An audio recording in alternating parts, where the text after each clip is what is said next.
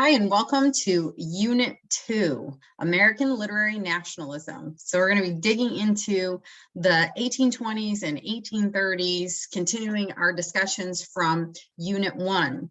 Now, Unit 2 is going to get us into a little bit more about the American Renaissance, or the idea of it. We're going to see a lot of changes and expansions going on, not only for the American people, but also the people all over the world, as we are developing as a country and we're developing nationalistic ideas. We're expanding our ideas in America. But before we get into that, I want to talk a little bit about the idea of this Renaissance. And you probably heard of different Renaissance time periods, and this one is no different than others, except that when American writers were starting out after the American Revolution, they kind of had a hard time getting their feet under them. Not only were they overshadowed by the British writers, but other European writers as well. They were influenced by them. They were having a hard time kind of making their own way. Some people argued that maybe a nationalistic kind of writing wasn't such a great idea. Others said, no, we need our own identity. So there was kind of this push and pull. Many universities did not cover American literature. They did not see it as this kind of canon literature that you studied. Instead, they stuck with the British literature. It wasn't until around 1941 that F.O. Matheson's American Renaissance, Art and Expression in the Age of Emerson and Whitman was published. It was with this text that Matheson kind of gave credence to authors like Emerson and Hawthorne and Melville, and Thoreau and Whitman at this time, and said, hey, these guys are just as good. Now, ironically, they were pretty much influenced by a lot of those British writers, but they were also breaking through and finding new ways to express themselves. And we'll continue to look at this idea of this expression with Emerson and Thoreau in not only this unit, but the next unit too, with the idea of transcendental literature. So American literature was challenged for many years. Many critics said that, it wasn't worthy, but Matheson, continued to say, yes, it is. But he was later criticized for not including different authors of minorities or women authors at the time, especially African-American authors seem to be left out of his list of great American authors. So we'll see how that was kind of expanded as people started to question traditional literature. They started talking about rebelling against some of these ideas, and they started talking about abolitionist ideas, anti-slavery, the idea of immigration and different political and social contexts. We were kind of breaking out, not only did we break away from England, but we're breaking out within ourselves too, trying to figure out who we are. And I think of it as kind of a time of great expansion and thought. And again, this idea of a renaissance. So nationalism comes into play after the American Revolution. People are excited and they say, you know what, we've got to have our own thing. Not everybody was excited about that, as some were. And so we see kind of like these different branches of literature going on. We do see some heroes coming in too, like Andrew Jackson. He became kind of a folk hero, national hero, and many people paid tribute to him. And so we see a lot of kind of nationalistic ideas coming in with the idea of heroes too.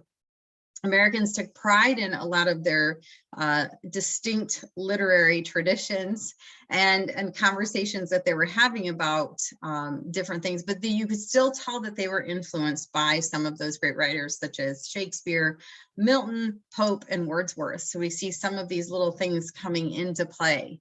Let's see what else. Some of the American writers were kind of criticized for patriotic literature. They said, you know, any great nation, all these mighty nations will eventually fall, so we need to be really careful with the way we portray things.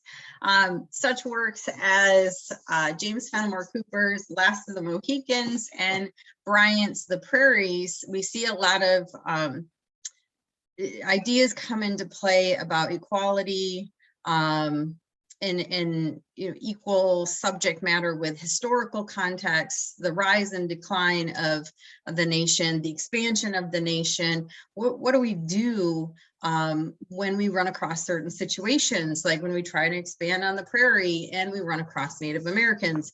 They're writing about a lot of these distinctly American things. And so again, we're seeing that branching off, that breaking off from the traditional, and they're really trying to say, you know, we are specific, we are very unique. And so they were constantly trying to prove that. Land acquisition and expansion started to become a big thing too. And we'll see that with the next unit too, where publishing kind of explodes and, you know, expansion continues. But at this time, we were starting to acquire more land. So when you think of things like the, you know, Jefferson's Louisiana territory, purchased from France in 1803, the push-pull between slave and anti-slave states, the idea of this big federal government versus state and state governments really started to kind of come into play again during this time period. And we see that reflected in the literature. We see a lot of the authors kind of addressing these ideas, you know, not only what do we do when we expand to different areas like we see with Bryant and Cooper, but also how do we handle things like political issues when we see the House divided idea with Lincoln coming in with his, you know, Gettysburg Address and his second inaugural address. We're seeing some of that reflected in the literature, the politics and the kind of push-pull between big government and little government. We also have some poets coming in too. Henry Wadsworth Longfellow, you know, writing more in the vein of nature in relation to the expansion of the American idea, but it's still, he's still being influenced by some of those traditional poets too. You'll also see some information. You might be familiar with Washington Irving is another great author we'll see coming into play again in this particular unit. And it's, you know, we just had Halloween and everything, so you might want to read The Legend of Sleepy Hollow or Rip Van Winkle. Both are really interesting to take a look at and dig into to see, you know, how is this different than what we were normally seeing in British literature? And what does it say about the United States and our authors? What are they trying to get across to us? Especially in Rip Van Winkle, we'll see some reflections on the American Revolution, the idea of the American identity, and he kind of has fun with that a little bit too, versus what we're seeing in Hawthorne's work or Melville's work, where it's on a different scale, going over different ideas, whether it's spiritual or heroic or, you know, breaking out into different ideas about abolitionists or freedoms. You'll see a nice kind of mix coming in with this unit, and I think you'll like it. At least I hope so. So be sure to explore a lot of the readings, go through the different lesson aspects, make sure that you are kind of getting an overall idea of the different readings and the changes throughout this time period to really see what was happening historically and how that's reflected in the literature, and what was happening politically and how that's, you know, seen in the literature too. I really do hope you enjoy it. Be sure to check out the readings, the discussion. This unit, you will have your midterm reflection where you let me know how you're doing. And as always, it follows that similar pattern with the essay at the end of the unit. I look forward to discussing these readings and more in the discussion board. Please let me know if you have any questions or if you need any help with anything. I'm always here to help.